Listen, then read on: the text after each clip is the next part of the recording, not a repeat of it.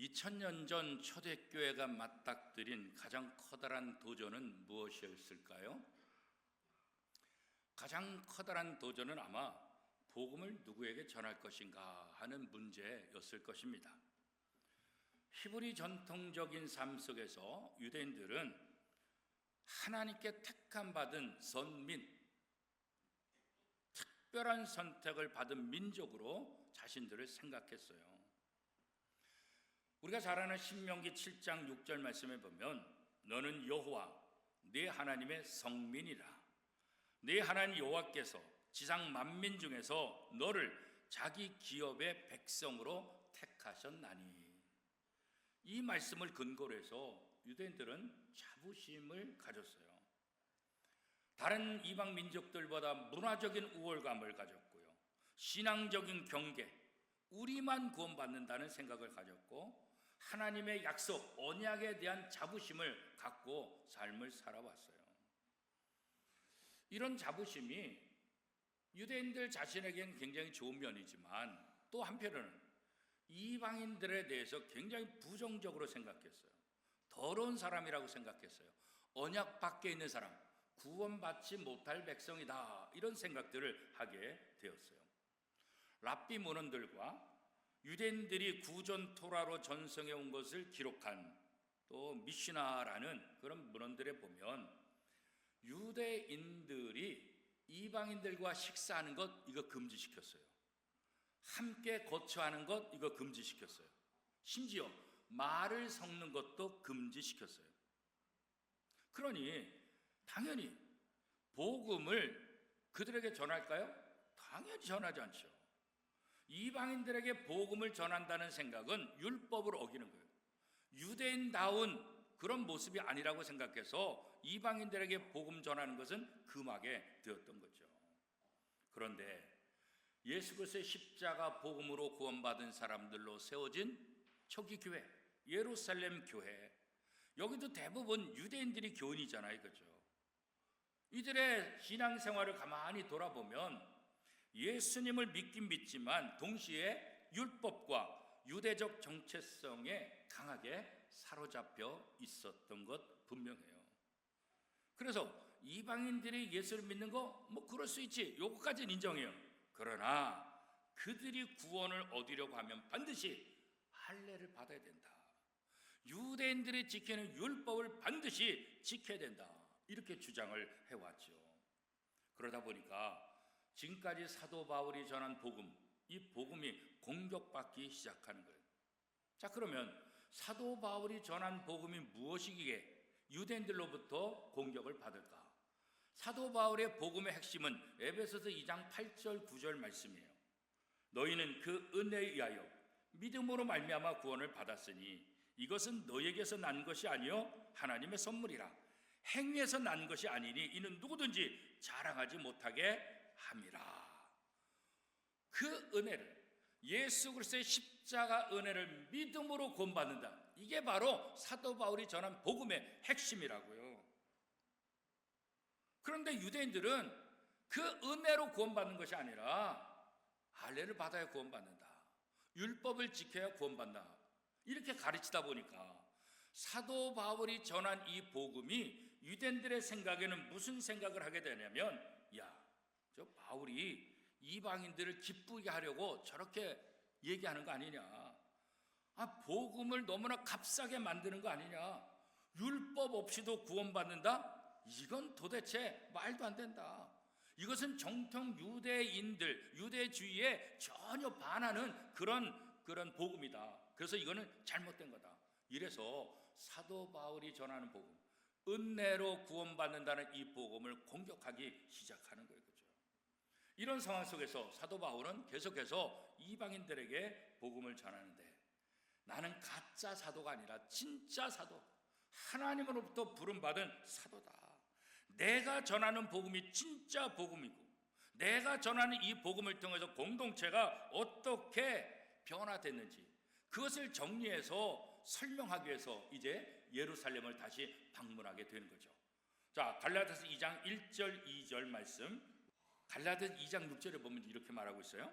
본래 어떤 이들인지 내게 상관이 없으며 하나님은 사람을 외모로 취하지 아니하시나니. 그러니까 하나님께서는 유대인이든지 이방이든지 그런 외모 때문에 구원을 차별두지 않는다. 하나님은 모든 사람들에게 구원을 주시는 분이시다. 그래서 이 복음은 모든 경계를 다 허무는 것이다. 민족의 벽도, 율법의 벽도, 전통의 벽도, 제도의 벽도 넘어서 오직 예수 그리스도를 믿음으로 구원받는다. 이것을 설명하기 위해서 이제 예루살렘을 방문하게 되는 거예요. 자, 갈라디아서 2장 1절 2절 말씀 우리 한 목소리로 같이 한번 읽겠습니다. 시작. 14년 후에 내가 바나바와 함께 디도를 데리고 다시 예루살렘에 올라간다니 계시를 따라 올라가 내가 이방 가운데서 전파하는 복음을 그들에게 제시하되 유력한 제자들에게 사사로이 한 것은 내가 다름질하는 것이나 다름질하는 것이 헛되지 않게 하려 함이라. 자, 두 번째 예루살렘을 방문하게 되는데 이 방문은 내가 원해서 가는 것이 아니라 2절에 보니까 어떻게 시작하고 있어요? 계시를 따라 올라갔다. 그러니까 계시를 따라. 그러니까 자기의 의도, 자기의 어떤 욕심을 가지고 간 것이 아니라 계시를 따라갔다. 계시라는 것이 무엇입니까? 전통적으로 계시라는 것은 감췄던 것을 하나님께서 보여주시는 것. 그게 바로 이제 계시다 그런 거죠. 그러니까 선지자들이 말씀을 전할 때 언제나 이 계시가 전제되는 거예요. 선지자들은 자기가 전하고 싶은 것을 전하는 것이 아니라 감춰졌었는데 하나님께서 열어서 보여주신 그 하늘나라의 복음, 그 은혜의 복음을 사람들에게 전파하는 역할, 그게 바로 사도들, 선지자들의 역할이다 그런 거죠. 그러니까 자신의 말이나 뜻을 전하는 것이 아니라 하나님의 의지, 하나님의 뜻을 전하는 것. 그래서 사도 바울이 예루살렘에 올라가는데 내가 계시를 따라 하나님의 의지, 하나님의 뜻에 의해서 내가 지금 예루살렘에 올라가는 거다 이렇게 이제 말씀하고 있는 거죠. 사도 바울 자신에게 나는 사람에 의해서 세움받은 사람이 아니다 이 확신이 있는 거예요. 나는 예수 그리스도로부터 직접 보냄을 받은 사람이다 이것을 강조하고 있는 거죠. 그래서 예루살렘에 있는 제자들에게 그리고 다른 많은 사람들에게도 자신의 사도직을 굉장히 강하게 확신하고 설명들을 하고 있죠. 예수 그리스도 하나님의 의도로 나는 하나님의 부름을 받은 사람이다 그런 거죠. 오늘 우리도 마찬가지죠. 이렇게 사도 바울이 하나님으로부터 내가 사도로 부름받았다는 확신을 갖는 것처럼 오늘 우리도 예수 그리스도를 통해서 하나님이 나를 하나님의 자녀로 삼으셨다 이 확신이 우리에게 필요한 거예요. 그리고 나를 통해서 많은 사람들에게 복음이 전파되기를 원하고 있다. 내가 전하고 있는 그 복음, 이 2000년 전 예수 그리스도의 제자들과 사도들이 전한 복음과 똑같다. 나는 이 복음을 위해서 태어났고 이 복음을 전하기 위해서 오늘 여기에 산다. 이 확신이 우리 속에 있어야 되는 거예요. 그게 바로 사도 바울의 확신 아니겠어요? 그렇죠? 갈라디아서 2장 3절은 이렇게 말합니다. 우리 한 목소리로 같이 한번 읽겠습니다. 그러나 나와 함께 있는 헬라인 디도까지도 억지로 할례를 받게 하지 아니하였으니. 이 말씀은 사도 바울 사역의 핵심 주제예요. 이방인 선교에 대한 의지가 어떠한가를 아주 확실하게 보여주고 있는 그런 말씀이에요. 디도는 이방인이에요. 이방인이었는데 개종을 해가지고 그리스도인이 된 거예요. 그리고 사도 바울의 동역자가 됐어요. 그러나 예루살렘에서 어떤 유대인들이 그에게 할례를 강요하는 거예요. 예루살렘 올라갔더니 이방인들은 안 된다. 할례 받아야지. 할례 받지 않으면 구원받는 거 아니다. 그래서 이 사도 바울의 동역자인 디도에게 할례를 요구하는 거예요. 그때 사도 바울이 단호하게 거절하는 거예요. 그까짓 거 할례 받으면 되지 괜히 그 할례 안 받아가지고 문제 일으킬 필요가 있는가? 차라리 할례 받으면 더 확실하지. 할례 받을 수 있어요. 그런데 바울은 단호하게 거절한 거예요. 왜 단호했을까? 왜 단호하게 거절했을까요? 이것은 단순한 의식의 문제가 아니라는 거예요.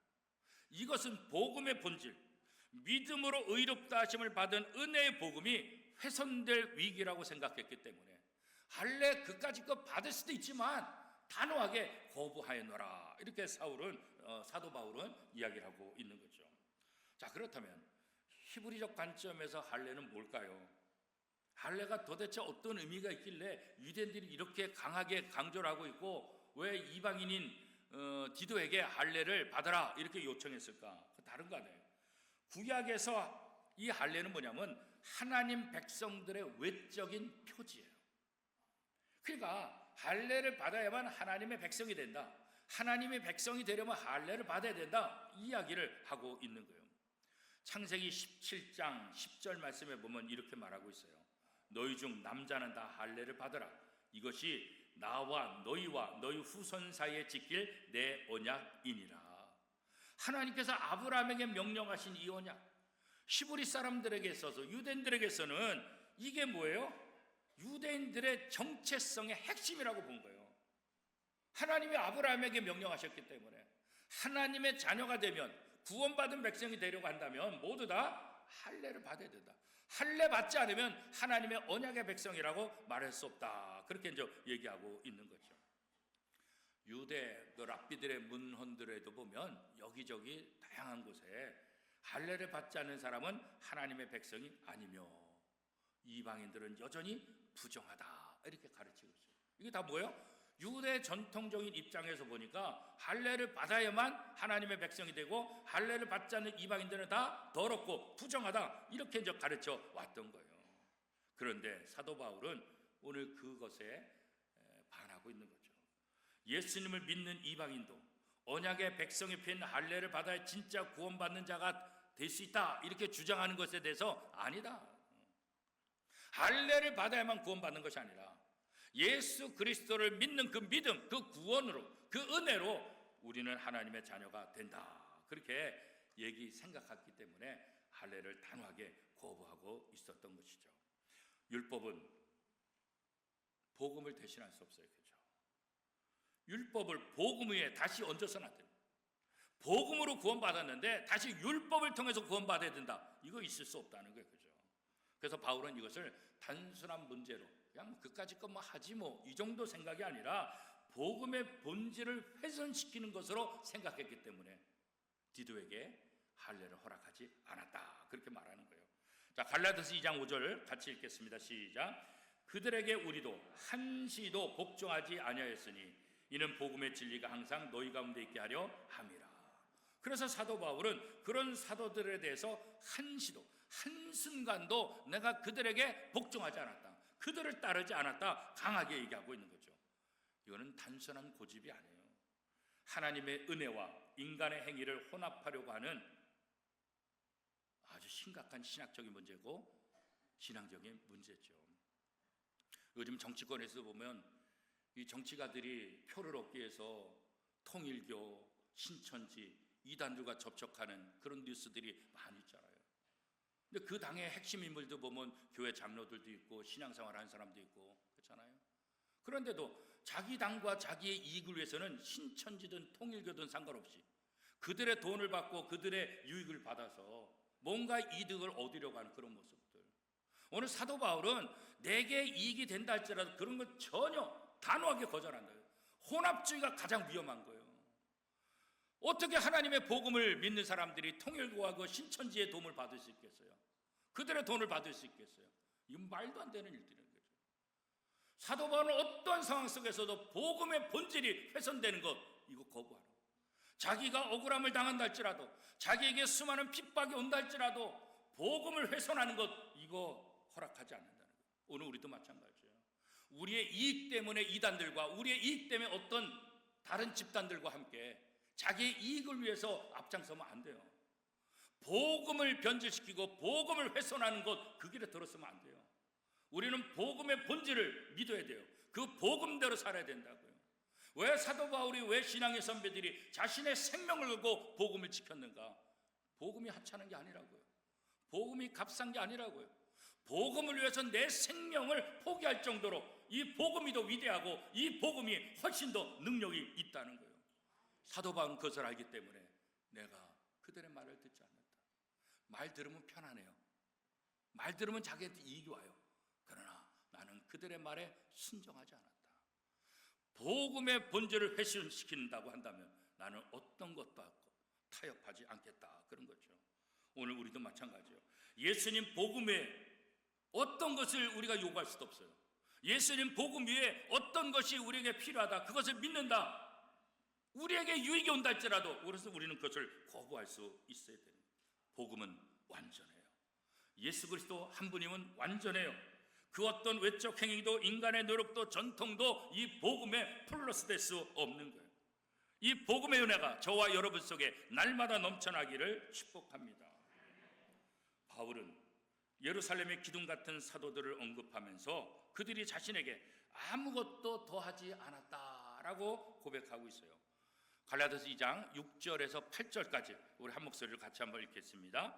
유력하다는 이들 중에 본래 어떤 이들이든지 내게 상관이 없으며 하나님은 사람을 외모로 취하지 아니하시나니 저 유력한 이들은 내게 의무를 더하여 준 것이 없고 도리어 그들은 내가 무할례자에게 복음 전함을 맡은 것이 베드로가 할례자에게 맡음과 같은 것을 보았고 베드로에게 역사하사 그를 할례자의 사도로 삼으시니가 또한 내게 역사하사 나를 이방인의 사도로 삼으셨느니라. 아멘. 자, 이 표현을 보면 예루살렘의 제자들이 사도 바울의 복음을 부족하게 여기지 않았다는 것을 증명하고 있는 거예요. 사도 바울이 이방인들에게 전하고 있는 복음, 예루살렘 사도들이 전한 복음과 본질적으로 다르지 않다는 것을 이 예루살렘의 사도들이 공식적으로 인정해주고 증명해 주었다, 이렇게 사도 바울이 지금 이야기하고 있는 거예요. 그래서 바울이 전한 복음 사역이 예루살렘 사도들에게 더 이상 의심받지 않았고 복음을 다르게 수정하거나 보완하라는 그런 지시도 없었다. 단순히 똑같은 복음이다. 사도 바울이 전하는 복음이나 예루살렘의 사도들이 전하는 복음이나 동일한 복음이다, 그 얘기를 지금 하고 있는 거예요. 그렇죠? 예루살렘 공동체 공식적인 지도자들도 사도 바울의 복음에 대해서 인정했다, 그것을 설명하고 있는 거죠.